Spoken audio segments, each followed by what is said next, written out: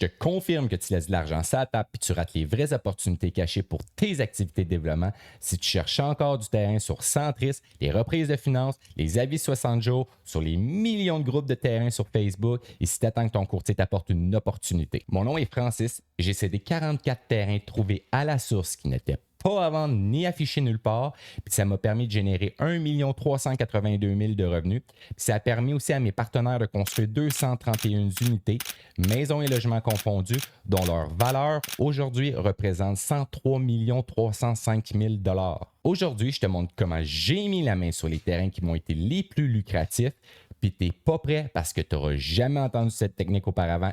Et avec raison. Les opportunités se trouvent dans les avis publics et les comités consultatifs. On les analyse pour cibler les projets dérogatoires et les changements réglementaires de zonage pour dénicher nos opportunités. Si tu n'as rien compris des termes que je viens de mentionner, je t'invite à quitter cette page et de rester sur Centris parce que tu n'es pas encore fait pour cette game-là. Puis si tu es dans le game, je te l'explique. La réglementation de zonage dans les municipalités que tu prospectes est en constante évolution. Puis personne n'analyse ces publications-là quand ils sortent. Les changements de zonage, transfert d'une partie d'une zone dans une autre zone voisine, changements réglementaires concernant les marges minimales, la dimension minimale des lots pour certaines classes d'usage, la hauteur maximale des bâtiments et le nombre de logements maximal dans certaines classes d'usage, la création de nouvelles zones incitatives, le nombre de stationnements minimal, les dimensions d'aller d'accès au stationnement selon les catégories d'habitation. Ce sont toutes des indications d'opportunités réelles, écrits noir sur blanc, de nouvelles opportunités. Mais aussi, tu as les PPC-moi, puis les projets dérogatoires négociés par d'autres développeurs qui sont des indicateurs d'opportunités. Imagine, moi, à tous les 2 jours, j'analysais les nouveaux avis une par une manuellement, mais maintenant, la game elle a changé. À cause de l'intelligence artificielle. On a développé une IA qui extrait à tous les jours les avis publics de ta municipalité, les analyse, compare les changements réglementaires et vulgarise ces documents complexes pour te diriger quelle zone, quelle rue et quel secteur pour faire ta prospection. Donc, je vais te montrer exactement comment je fais dans ma routine de prospection pour faire des offres et faire un gain directement à l'acquisition. Une fois que tu es connecté sur ton dashboard sur MissSmart, tu vas avoir ta section des avis publics. C'est là que tu vas trouver tes opportunités et tes zones de prospection. Tu vas recevoir l'information avant tout le monde parce qu'il n'y a pratiquement personne qui regarde les avis publics, excepté les politiciens, les activistes, puis peut-être quelques grosses entreprises de développement où est-ce qu'ils ont des analystes. Ça te permet de savoir tout changement réglementaire, changement de zonage, les PPC-moi qui sont demandés, les dérogations qui sont octroyées pour certains projets, les zonages incitatifs.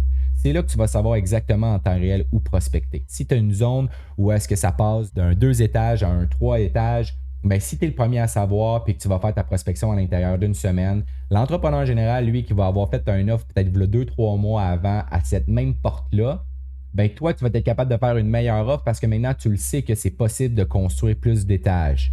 Donc, pour l'exemple ici, on va aller dans mes favoris, parce que je n'en avais déjà ciblé. On va aller voir ici les opportunités. Cet avis public-là va parler de cette zone. On va aller voir le résumé.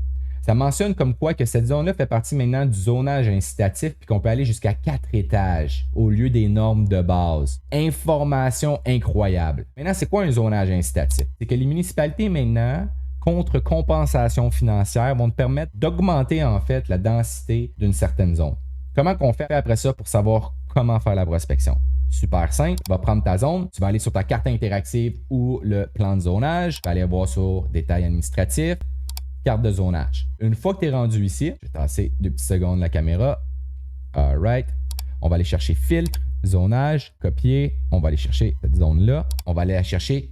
Elle est ici. Donc maintenant, ça veut dire que toute cette zone-là, on peut se rendre jusqu'à 4 étages. Si vous faites de la prospection, vous envoyez des lettres, vous faites des appels, vous cognez aux portes, vous allez chercher tous les propriétaires de tous ces terrains-là, pratiquement tout. On s'entend, on va faire vous faisiez une petite analyse parce qu'il y a certains terrains comme ici, admettons, ça m'étonnerait de l'avoir plein d'adresses. Je ne pense pas que vous allez démolir ça ici.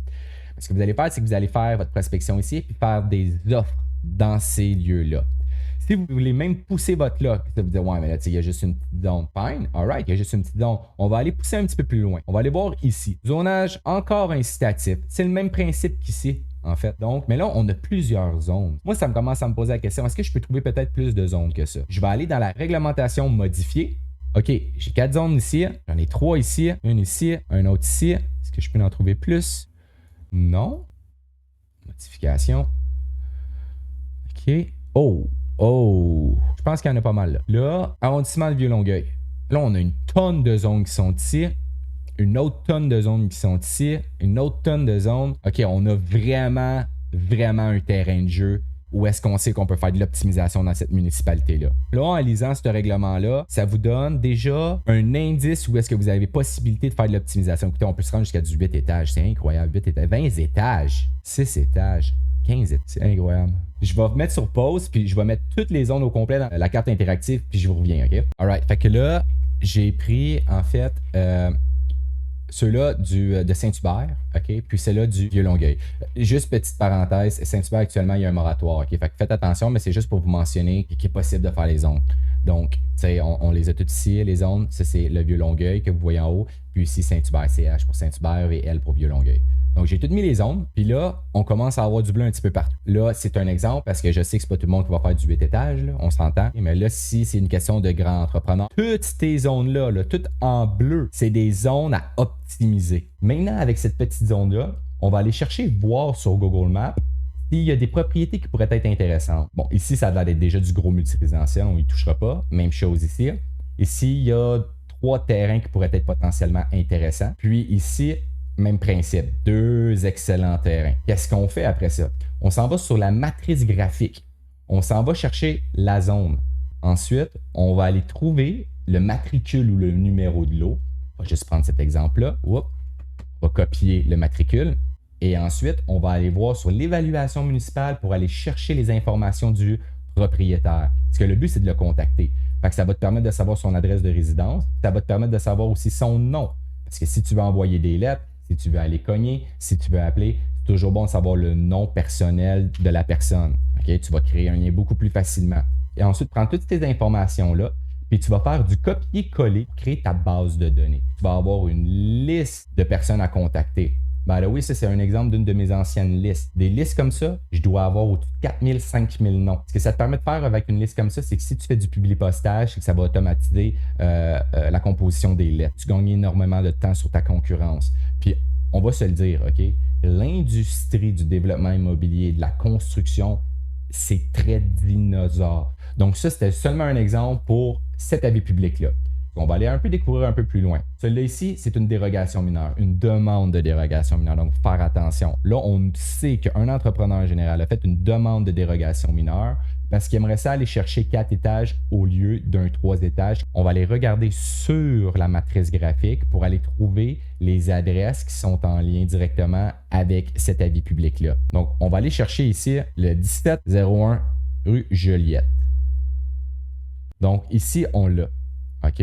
D'après moi, peut-être qu'il va vouloir faire un 8. OK, d'après moi, il va faire un plus gros bâtiment parce que là, il y a toute cette zone-là ici. OK? On va aller regarder, voir de quoi ça ressemble. Plus cette fois-ci sur Google Maps.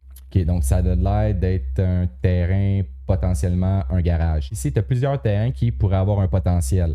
Tu as juste à prendre ton petit bonhomme, te promener comme tu le fais, je suis pas mal sûr d'habitude. Donc là, on sait qu'il peut y avoir de la propriété intéressante.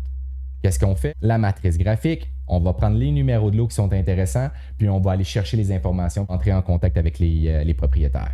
Je t'invite à prendre une consultation gratuite avec moi. On va discuter de tes besoins et je vais te montrer comment utiliser l'application pour combler ton manque d'opportunités de terrain. Aussi, inscris-toi gratuitement pour profiter d'un 7 jours d'essai sur nos 3 municipalités dédiées aux périodes gratuites. La période d'essai gratuite est figée sur ces 3 municipalités pour éviter d'inonder nos abonnés actuels d'une concurrence provenant des périodes d'essai. La raison est simple, c'est qu'on réserve toute la puissance de notre intelligence artificielle et notre accompagnement à nos vrais hustlers qui prennent action.